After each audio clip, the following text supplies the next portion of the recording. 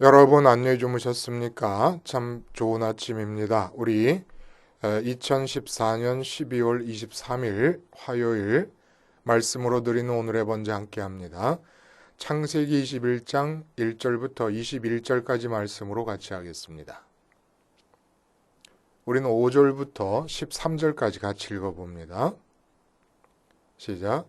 아브라함이 그의 아들 이삭이 그에게 태어날 때에 100세라 사라가 이르되 하나님이 나를 웃게 하시니 듣는 자가 다 나와 함께 웃으리로다. 또 이르되 사라가 자식들을 젖먹이겠다고 누가 아브라함에게 말하였으리오마는 아브라함의 노경에 내가 아들을 낳았도다 하니라. 아이가 자라매 젖을 떼고 이삭이 젖을 떼는 날에 아브라함이 그 큰 잔치를 베풀었더라. 사라가 본즉 아브라함의 아들 애굽 여인 하갈의 아들이 이삭을 놀리는지라. 그가 아브라함에게 이르되 이 여종과 그 아들을 내쫓으라. 이 종의 아들은 내 아들 이삭과 함께 기업을 얻지 못하리라 하므로 아브라함이 그의 아들로 말미암아 그 일이 매우 근심이 되었더니 하나님이 아브라함에게 이르시되 네 아이나 내 여종으로 말미암아 근심하지 말고 사라가 네게 이른 말을 다 들으라. 이삭에게서 나는 자라야 네 씨라 부를 것임이니라. 그러나 여종의 아들도 내 씨니 내가 그로 한 민족을 이루게 하리라 하신지라. 네, 나머지는 한번 읽어보시기를 바라고 우리가 함께 읽은 말씀 중심으로 대면 특권이라는 제목의 하나님 말씀 증거합니다. 대면 특권. 그 우리나라 역대 대통령들 중에서 김대중 대통령의 여러 가지 다른 점이 있는 가운데 물론 이제 대통령마다 다 다른 점이 있지요. 다 독특하신 특징들이 있어요.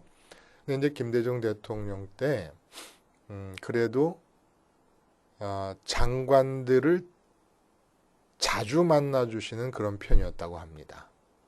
일단 그게 무슨 말인가 모르겠어요. 장관쯤 되면 대통령을 그냥 수시로 이렇게 만나서 대면해서 서로 대화를 국가 운영에 관한 대화를 나누는 사람들이 아닌가 생각을 했는데 김대중 대통령이 자주 만나 주시는 편인데 정례적으로 장관들을 만나는 것이 1년에 4번이랍니다. 그러니까 분기별로 한 번씩 만나 뵙는다는 얘기예요. 뭐 국가에 큰 비상사태가 벌어졌다든지 이럴 경우엔 다르겠지만은 야, 이건 너무 적어요. 그렇죠? 1년에 4번밖에 안 된다. 근데 지금 박근혜 대통령 정부의 이제 가장 지적되어지고 있는 핵심적인 문제가 소통의 문제 아닙니까?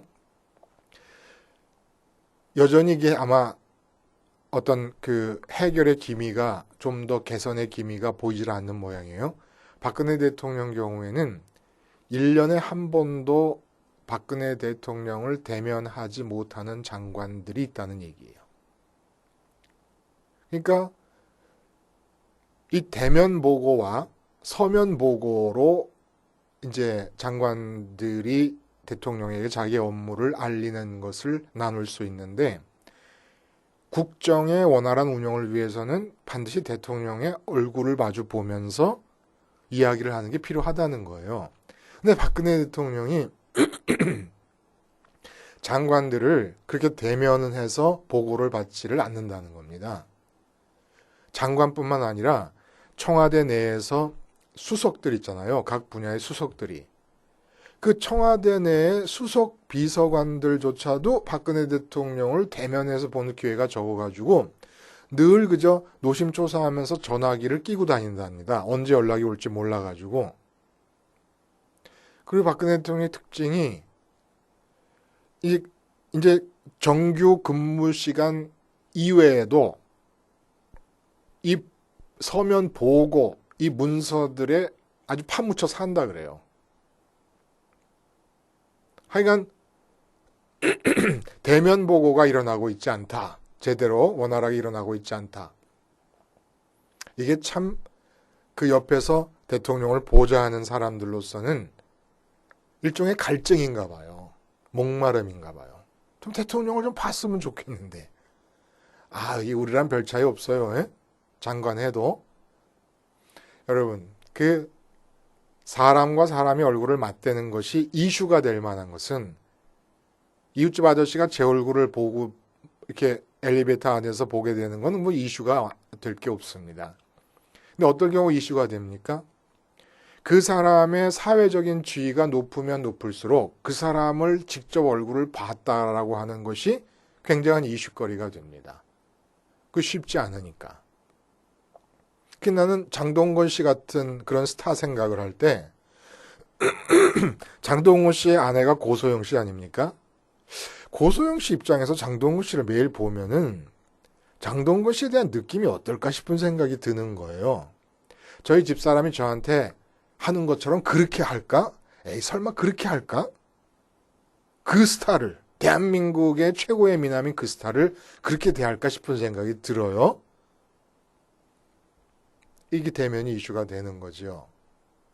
자, 오늘 본문의 얘기는 드디어, 야, 진짜 하나님, 정말 어떤 면에서 보면 지독하신 데가 있으세요. 75세, 그것도 늦은 거 아닙니까?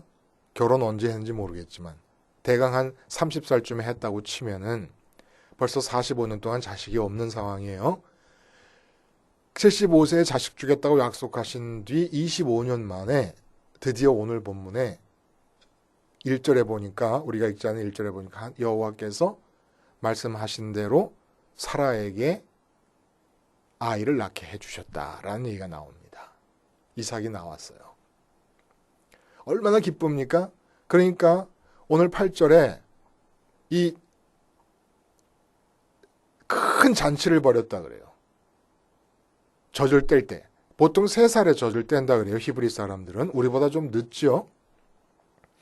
그리고 이 이삭이 태어난 게 얼마나 기쁜지 이렇게 큰 잔치를 베풀기 전에 이미 사라가 웃고 뭐 난리가 나. 사라만 웃었겠습니까? 다 웃었겠죠. 다 웃었겠어. 그래서 이름이 이삭이에요. 이삭이라는 뜻이 웃는 자, 웃는 자라고 하는 그런 뜻이라거든요. 이삭이. 근데 이 호사다마라고 이 기쁜 일이 일어난 이 가정에 그만 가장인 아브라함에게 근심이 가득하게 됐습니다. 사라가 아주 못되먹게 아주 반응을 하는 거예요. 뭐에 대해서 반응하냐면 잔치를 벌리고 막 그렇게 하고 있는데 3살 아닙니까? 이스마엘은 그러니까 말하자면 17살이었겠죠. 이스마엘이 이 3살 배기 이삭을 막 놀리는 거예요. 놀린다라고 하는 이 말이 괴롭힌다가 하는 의미가 들어있으니까 얼마나 열을 받았겠습니까? 이게 어떤 아들인데 이삭을 막 괴롭히는 것 같고 아무도 안 보면 이렇게 슬쩍 발로 툭 차기도 하고 아마 그랬던 모양이죠. 그리고 꼴밤도 때리고. 그러니까 이제 사라의 눈에 그게 딱 들어오니까 사라가 견딜 수가 없지요. 어느 엄마가 그걸 견딜 수 있겠습니까? 그래도 이제 믿음의 조상이 아는데 좀 이런 건 좀 맞지 않는가 할 정도로 냉혹하게 아브라함에 가가지고 하갈과 이스마엘을 내쫓아라. 저 여종의 계집종의 아들이 우리 아들 이삭과 함께 이 집에 같이 살면서 이 집의 기업을 물려받을 자격이 없다. 저 내쫓아라. 아니 그 앞에서 16장이었습니까? 아브라함에게 하갈을 먼저 또 들여보내면서 하갈을 통해서 내가 자식을 얻었으면 좋겠다고 말한 게 누구였는데 이제 와가지고 화장실 들어갈 때하고 나올 때 다르다고 이삭 자기 뱃속에서 애가 태어났다고 이렇게 냉대할 수가 있겠습니까? 근데 또 문제는 하나님이세요. 그 말을 듣고 아브라함이 근심이 가득한 거예요. 이 집안에 이제 앞으로 풍파가 가득하게 생겼구만. 두 팀으로 나눠져가지고 서로 싸우게 되지 않겠습니까? 근데 하나님께서 오셔가지고 그 냉혹해 보이기만 하는 사라의 말을 들어주라고 얘기를 합니다. 이것은 우리로 하여금 사라의 인격적이거나 신앙적, 인격적 어떤 자질에 대해서 우리의 관심을 끌라 주의를 집중하라고 하는 그런 뜻이 아니고 하나님께서 사라의 말을 받아서 아브라함에게 그대로 하라고 하셨다는 것은 약속의 자녀와 육체를 따라 난 자녀를 엄격하게 구분하시는 하나님의 마음의 그 구분됨에 대해서 차별됨에 대해서 우리에게 가르쳐주고 계시는 겁니다. 약속의 자녀와 육체를 따라 난 자녀를 사라가 지금 박대하는 게 아니고 하나님께서 구분해 내시는 겁니다. 사라의 어머니의 마음을 통해서 아들 이삭이 당하는 것을 보고 분개하는 그 어머니의 마음을 통해서 하나님이 당신의 뜻을 드러내시는 겁니다. 분명하게 나눈다는 얘기예요. 그런데 그것까지 이해를 하겠어요? 그리고 갈라디아서 4장에 보면은 사도 바울이 이 사건을 놓고 복음을 풀어갑니다. 그때 어떻게 얘기합니까? 육체를 따라 난 자녀와 약속을 따라 난 자녀, 그리고 또 이 계집종에서 난 자녀와 자유하는 여인에서 난 자녀, 다시 또 육체를 따라 난 자녀와 성령을 따라 난 자녀, 이렇게 구분을 합니다.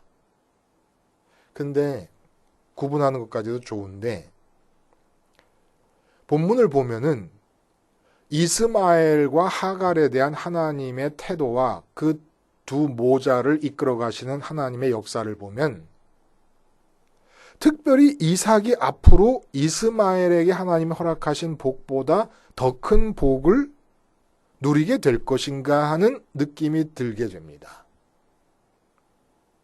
그러니까 이스마엘과 하갈을 쫓아내기는 했지만 하나님께서 우리가 읽은 마지막 절에도 그렇게 얘기를 하셨지만은 아브라함의 씨 아닙니까? 어쨌든 이스마엘이.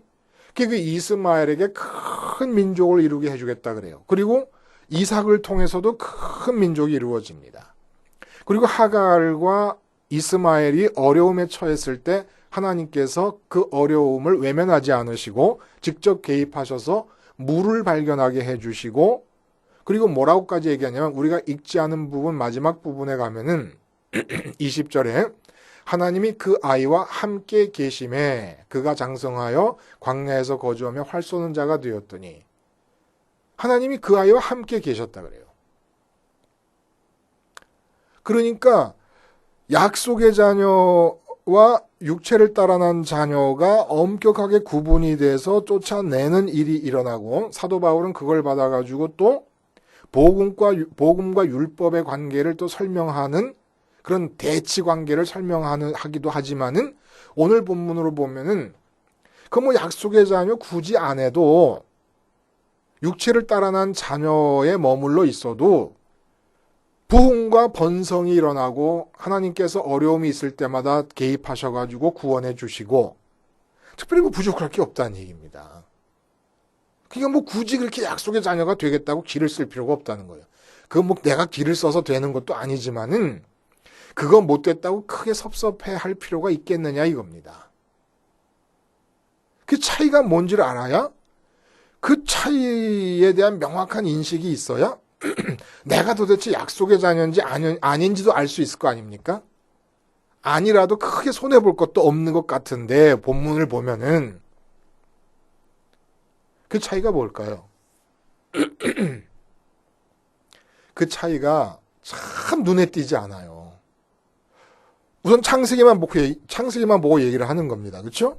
아브라함에 관한 이야기가 12장부터 시작이 되는데 쭉 그 12장부터 시작되는 아브라함에 관한 이야기들 속에서 쭉 보면은 도대체 하나님께서 약속을 해주신 하나님의 약속에 의해서 태어난 자녀와 그렇지 않은 자녀 그리고 하나님의 언약의 백성과 언약 외의 이방의 백성들과 차이가 뭔가라는 게 참 눈에 띄지 않는데 눈에 띄지 않음에도 불구하고 너무 분명하게 마치 자를 대고 금을 긋는 것처럼 분명하게 나타납니다. 그게 뭐냐면 대면의 특권이에요. 대면의 특권. 보세요. 오늘 이 이야기를 우리가 어떻게 이제 본문을 통해서 하나씩 찾아낼 수가 있느냐 하면은 먼저 1절에 뭐라고 그러십니까? 하나님께서 여호와께서 말씀하신 대로 사라를 돌보셨고 여호와께서 말씀하신 대로 사라에게 행하셨다 이렇게 얘기하잖아요.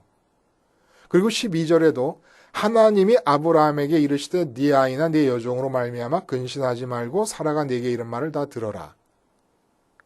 이 점하고 여러분이 한번 찾아보세요. 제가 읽어드릴게. 이거하고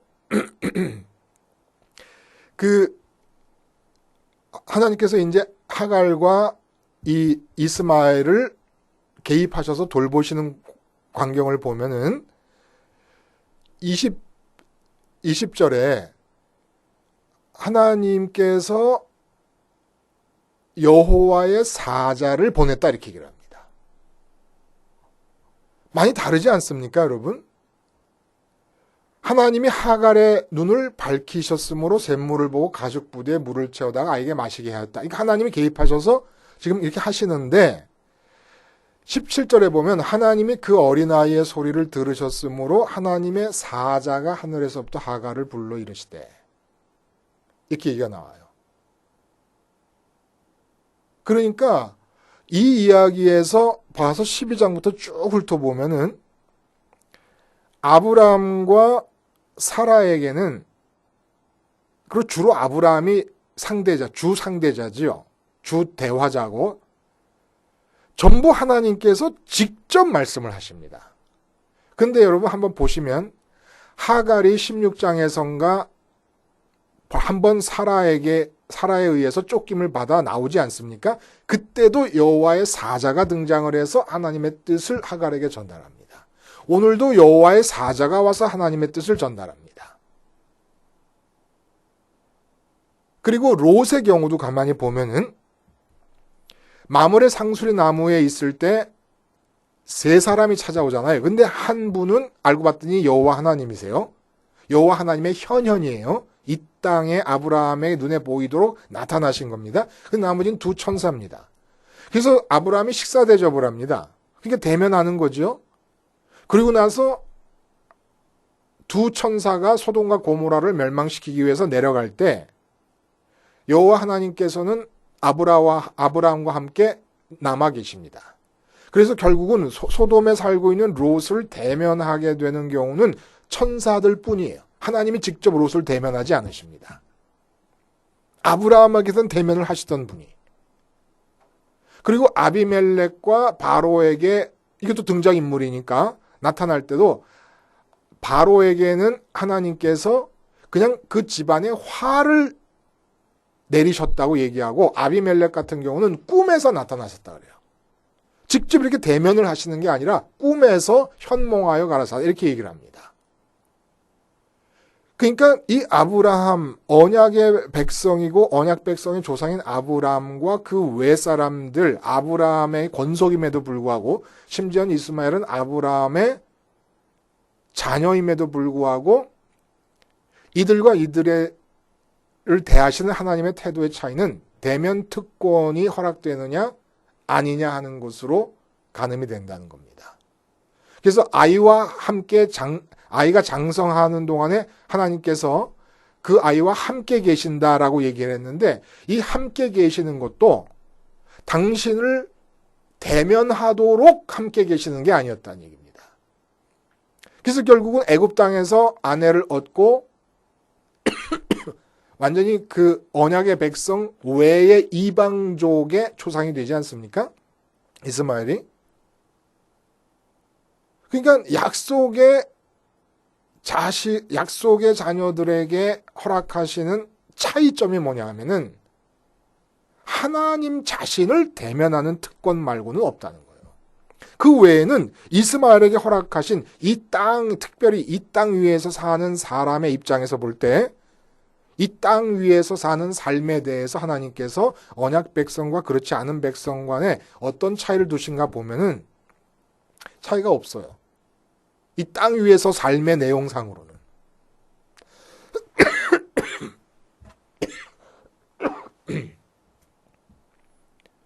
단지 하나 이 땅 위에서 살고 있는 동안에 하나님께서 당신을 대면하도록 허락하신다는 겁니다.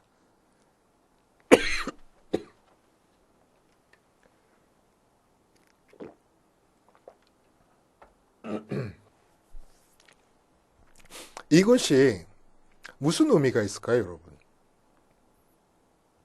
그냥 우리는 지금 우리의 마음의 소원을 가만히 살펴보면 이런 특권이라 그러면 그렇게 지금까지 살아온 우리 삶의 내용을 볼 때 그게 그렇게 대단한 건 아닌 것 같아요. 하나님께서 이스마엘에게 함께 하시면서 당신을 대면하는 특권만 주시지 않은 채로 함께 하시면서 큰 민족을 이루도록 하시고 어려움이 있을 때 구해 주시고 그거 이상 우리가 하나님께 요구하는 게 있습니까, 지금? 그렇다고 하면은 우리가 아직 약속의 자녀가 무엇인지도 모르고 약속의 자녀다운 신분으로 진입하지도 못하고 있는 상태라 이겁니다. 아브라함에게 하나님께서 대면 특권을 주시는 것은 일단 하나님을 한번 딱 뵈면 영광의 하나님이 되시는 겁니다. 첫눈에 반하는 거예요. 첫눈에 반해서 하나님을 대면하게 된 자들의 특징이 뭐냐면은 뵈는 게 없는 겁니다. 하나님 외에는 뵈는 게 없는 상태가 되는 거예요. 그러니까 하나님께서 당신 자신을 기업으로 주려고 하는 자들에게 당신을 대면하도록 특권을 허락하신다는 겁니다. 대통령을 대면하는 것은 아무리 대통령이 장관들을 많이 만나 주더라도 박근혜 대통령과 다르게 김대중 대통령처럼 김대중 대통령의 2배, 3배 장관을 많이 만나도 그 이유는 장관들이 하는 일이 원활하게 돌아가도록 하기 위해서 하는 것입니다. 자기의 뜻이 국정에 잘 반영되도록 하기 위해서 하는 것입니다.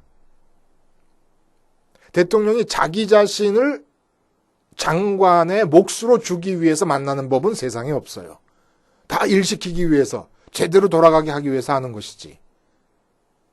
근데 하나님께서 우리를 대면해 주실 때는 우리에게 일을 시키기 위해서 대면하시는 게 아닙니다. 먼저 당신의 얼굴을 일단 보여주신다라고 하는 얘기는 뭐냐면 나를 가져라라고 하는 얘기라 이겁니다. 나를 가져라. 이 땅에서 무엇을 가질 생각하지 말라는 얘기예요. 이 땅에서 일어나는 일들은 어저께도 말씀드렸지만은 하나님의 일로서 하나님이 지켜내시는 일들이지 지켜서 나한테 주시는 일이 지켜주시는 일이 아니라는 겁니다. 일단 대면하게 되면, 그러니까 하나님을 대면하지 말아야 돼요. 이 세상 것이 갖고 싶으면. 하나님을 대면하는 특권은 곧 뭘 말하느냐? 세상 것을 대면하지 못하는 의무를 말하는 겁니다.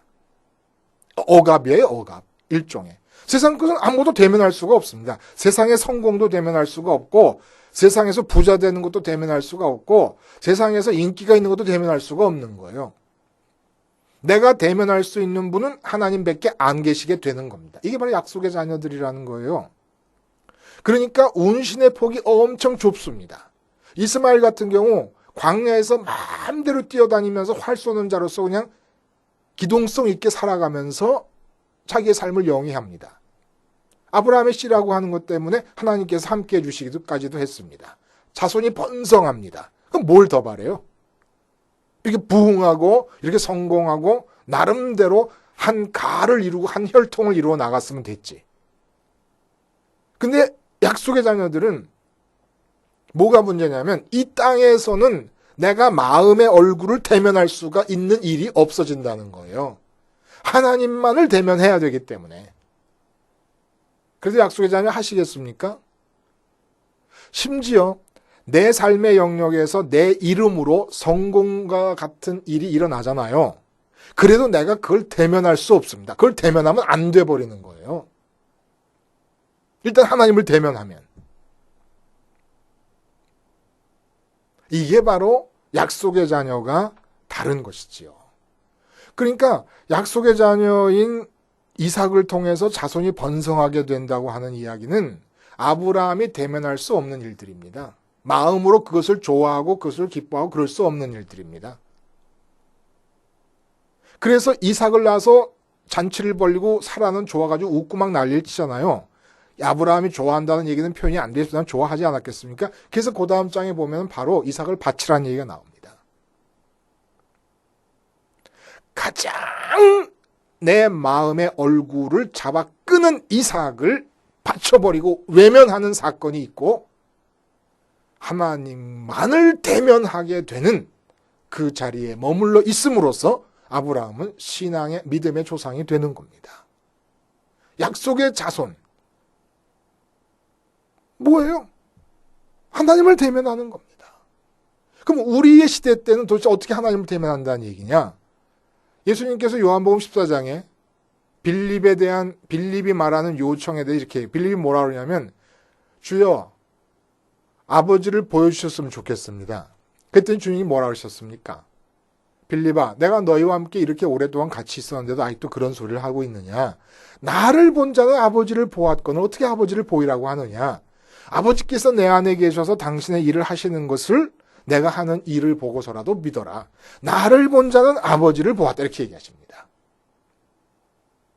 주님을 보는 게 하나님을 대면하는 건데 그러면 주님 본 사람 많잖아요. 주님 보면서 대제사장은 십자가에 못 박아버립니다. 빌라도도 그렇고. 뭘 얘기하는 겁니까? 주님께서 뭐라 하시냐면 나를 알고 나를 믿는 자 이렇게 얘기하십니다.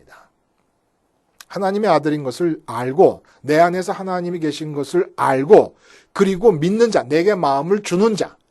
결국 마음을 어디서 주님께 주느냐 마느냐가 판가름 됩니까? 오병이의 기적 현장에서는 다 마음을 주더만요. 예수님 임금 삼겠다고. 십자가에서 마음을 주느냐 안 주느냐가 결정되는 거예요. 그러니까 결국 우리 시대에 하나님을 대면하는 길은 십자가에 달려 죽으신 예수님께 마음을 드림으로써 십자가에서 죽는 거 아닙니까? 그럼으로써 세상을 외면하는 거예요. 세상을 외면하면서 하나님과 대면하는 겁니다. 십자가에서 죽었다 부활하신 주님과 함께 연합하게 되면 그 자리가 하나님과 대면하는 자리입니다. 그래서 그 자리를 지키다 보면은 세상 때문에 헝클어졌던 마음이 평강을 찾게 되고 변함없는 절대적인 기쁨을 누리게 되는 거지요. 그게 기도라는 거예요. 십자가 기도. 그러니까 어쨌든 십자가에서 마음이 주님과 함께 연합하는 것이 하나님을 대면하는 길인데 언약의 자손은 그러니까 어떻게 구분을 해내느냐. 십자가에서 지금 내가 대면해가지고 내 마음의 관심이 그냥 폭포수처럼 흘러들어가고 있는 이 세상 일에 대해서 죽으라고 얘기를 하면은 그 말을 받아 듣고 죽으려고 하는 자들이 언약의 자손이다 이겁니다. 하나님을 대면하기 위해서 등을 돌리는 자들, 지금 대면하고 있는 세상에 대해서 등을 돌리고 있는 그 사람들이 바로 언약의 자손이라 이거예요. 그렇게 한 자들에게 주어지는 것은 하나님 자신이 기업이 된다는 겁니다. 하나님 자신이 기업이라는 것은 우리가 이 땅에서 기업을 성공을 잘했을 때 기쁘잖아요. 똑같은 거예요. 하나님이 기업이 된 특징은 하나님 때문에 기쁜 겁니다. 세상 일이 어떻게 되든지 간에. 이게 바로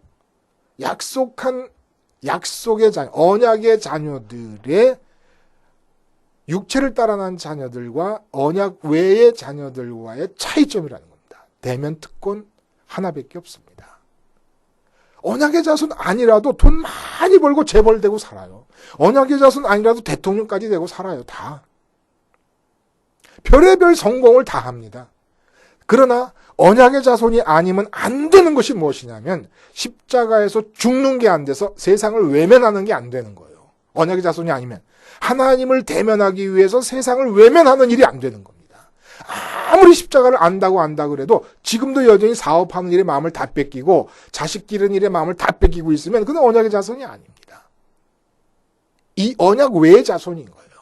여전히 세상을 대면하는 수밖에 없는 그런 마음 상태라 그러면 하나님께서 대면할 수 있기 위한 특권을 허락하지 않으셨기 때문에 그런 겁니다. 특권을 허락한 자들은 반드시 십자가를 받아들여서 십자가를 생활함으로써 세상 속에서 세상을 외면합니다. 세상을 등지고 어디 수도원으로 들어가는 게 아니라 세상 속에서 세상을 외면하는 자들이 이 언약 백성이에요. 왜 외면합니까? 하나님을 대면하려고. 어디서? 직장에서, 가정에서, 어디서든지 있는 그곳에서 하나님을 대면하려고 십자가를 보면서 세상을 외면하는 자들. 이들이 바로 약속의 자손입니다. 한번 확인해 보시죠. 나 자신에게. 이 십자가에서 세상을 외면하기 위해서 그 사실이 그렇게 돼야만 된다고 받아들이고 안 되면서도 끙끙거리면서 하고 있는지 약속의 자식입니다. 그리고 반드시 아브라함과 하나님이 소통하듯이 원활한 하나님과의 대면 보고 대면 관계 이루어질 것입니다. 기도하시겠습니다. 하나님 아버지,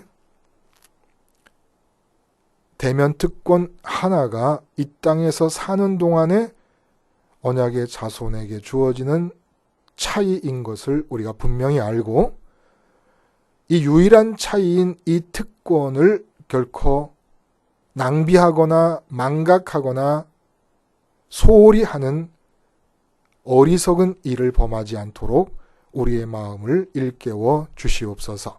예수님의 이름으로 기도하옵나이다. 아멘.